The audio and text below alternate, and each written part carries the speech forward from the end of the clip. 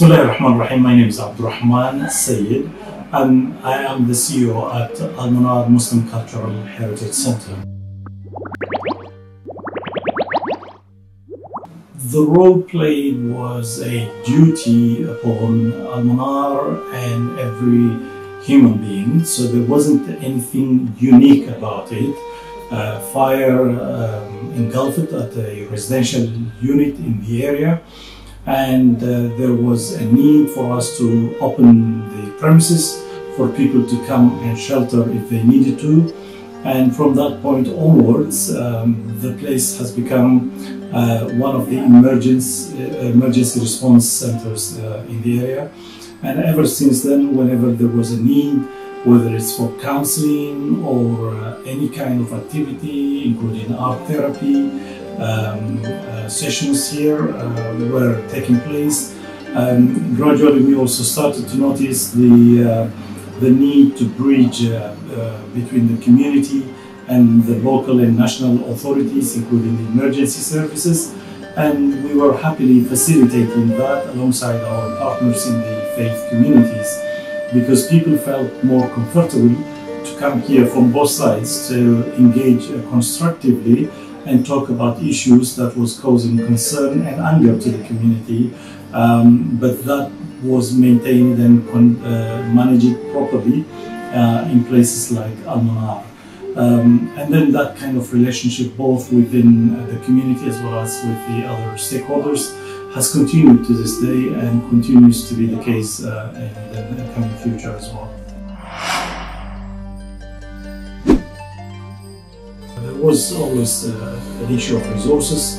We did not have enough staff, we did not have enough resources to cope with the pressure and challenges. But luckily, like what you mentioned, the National Zakat Foundation, Muslim Aid, Penny Appeal, different charities, including some volunteers from the NHS and others, have come to help us, and that has been really an enabling factor in doing what we could do at the time of the crisis. In terms of what could have been done properly would be the issue of coordinating, because at the time we were only responding to the need. We did not have any plans or any expectations of what to do and how to do it. And things could have gone really wrong. Thank God, nothing of a major disaster happened. But if I give you an example, for example, we had volunteers, anything between 50 to 100 volunteers coming every single day to help us here. And we believe all of them, or at least the overwhelming majority of them, were genuine human beings wanting to support. But can you imagine if some of these people were criminals or pedophiles or any other thing, and then exposing people who are already traumatized and vulnerable to such criminals? It could have been a disaster that we would have lived to regret our entire life.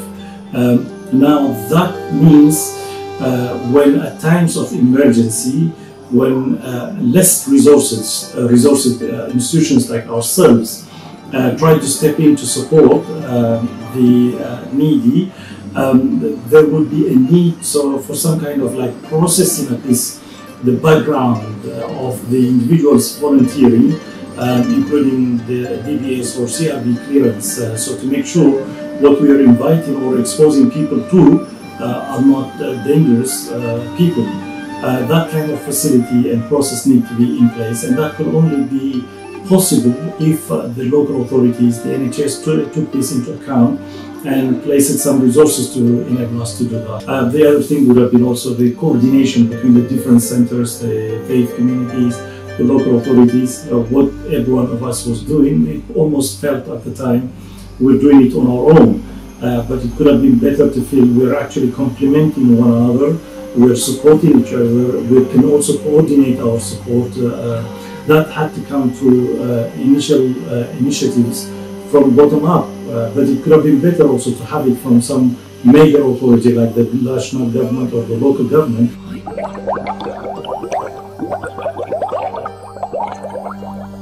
And first of all, we stayed away from any kind of political, partisan, financial or any other interests that people could have probably had as an agenda of whatever they were doing. We recognize that people would have their own legitimacy to raise political or other concerns and issues, but for us, the humanitarian concern was the main one. We are also a religious community institution that is mainly set up to address issues of charitable nature. So I think that helped us to maintain our neutrality when it came to partisan politics. And also we had the open door policy of engagement, constructive engagement with all stakeholders. So we were not in the business of us and them or us versus them. We always believed that everyone was a stakeholder and had a role to play, including the local authority, the community, the voluntary sector, the faith community, the charities, and so on. So we tried to maintain that policy, and we stuck to it, and I think that helped us to gain trust and credibility and respect from all sides.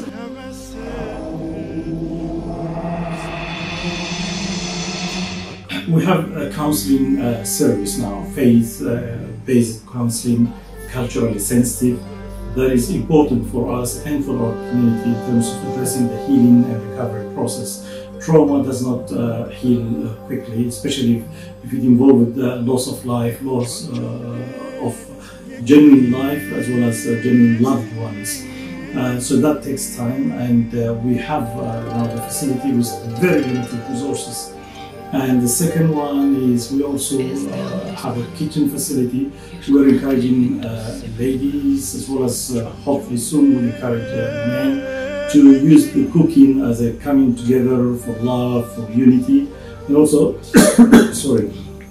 also to use that to develop enterprises and other projects that would come out with benefit to the community as well as to the individuals behind them.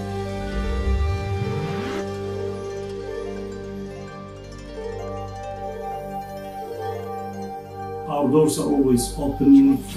People can contact us through info@mchc.org.uk. Also, you can visit our website or our social media, especially Facebook and Twitter, but Facebook is always up to date. Plus the website, which is www.mchc.org.uk. So that's www.mchc.org.uk, and there you will find the link to our Facebook page, and also you can find the phone numbers. You can call us and make an appointment to see me personally or to see any of my colleagues.